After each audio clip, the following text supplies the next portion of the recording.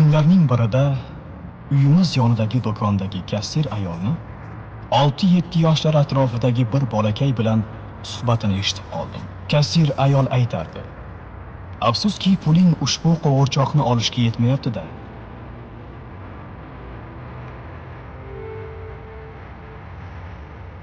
Keyin bolakay men tomonga o'girildi va so'radi: "Amaki, rostdan ham mening pulim qo'g'irchoq sotib olishga yetmasmikan?" Men uning pulini hisoblab ko'rib javob berdim: "Bolajonim, haqiqatdan ham shu o'yinchoqni sotib olishga puling yetmas ekan." Bolakay baribir qo'lidagi qo'g'irchoqni qo'yib yuborgisi kelmas edi. O'zim xarid qilgan narsalarni hisoblab bo'lgach, yana bolakayning yoniga keldim va undan bu qo'g'irchoqni kimga olayotgan ekanini qiziqib so'radim. Bu mening singlimga, u juda yaxshi ko'rardi va shunday qo'g'irchog'i bo'lishni istardi. Men bu qo'g'irchoqni oyimga bermoqchiman. Yaqinda oyim singlimni yoniga borganda qo'g'irchoqni singlimga berib qo'yadi. Singlim Allohni oldiga ketgan. Dadam menga shunaqa dedi.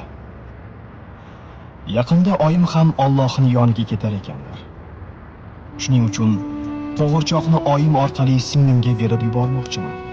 Shu joyda yurak urishim to'xtab qolgandek bo'ldi.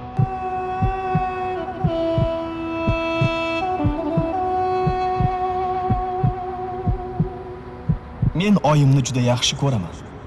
U meni tashlab ketishni xohlamayman, lekin dadamning aytishicha, oyim singlimning oldiga bormasa bo'lmas ekan. Agar sen pullaring qo'g'irchoq sotib olishga yetadi deb hisoblayotgan bo'lsang, balki boshqatdan ularni sanab ko'rarmiz. Shunda bolakayga ko'rsatmasdan sekingina pul qo'shib qo'ydi va biz qaytadan sanab ko'rdik. Endilikda pul miqdori qo'g'irchoq sotib olishga bemalol yetadi. Hattoki biroz ortib ham qoldi. Rahmat Xudojon, menga pul berganing uchun. Kecha uxlashdan oldin Allohdan menga pul berishni iltimos qilgandim. U pulga singlimga qo'g'irchoq berib yuborish uchun Alloh meni eshitibdi.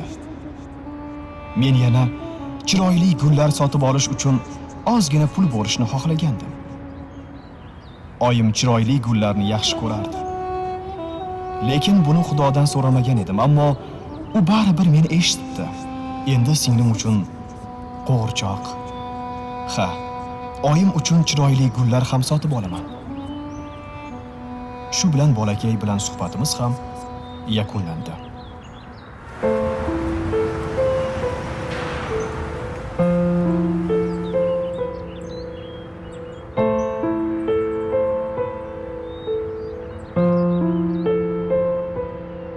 U bilan bo'lgan suhbatimiz sira ham xayolimdan ketmas edi. Shunda nogahon bir narsa yodimga tushdi. Mahalliy gazetalarning birida 2 kun oldin bir xabar chop etilgandi. Unda aytilishicha, mast holda yuk avtomashinasini boshqarib kelayotgan haydovchi bir ayol va qizchani urib yuborganini, qizaloq voqea joyida hayotdan ko'z yumganini, onasi esa og'ir ahvolda shifoxonaga yetkazilgandi.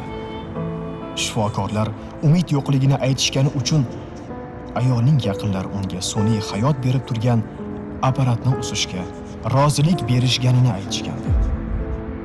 Nahotki singlisiga qo'g'irchoq sotib olishni ixtiyor etgan bolakay o'sha oilaning farzandi bo'lsa.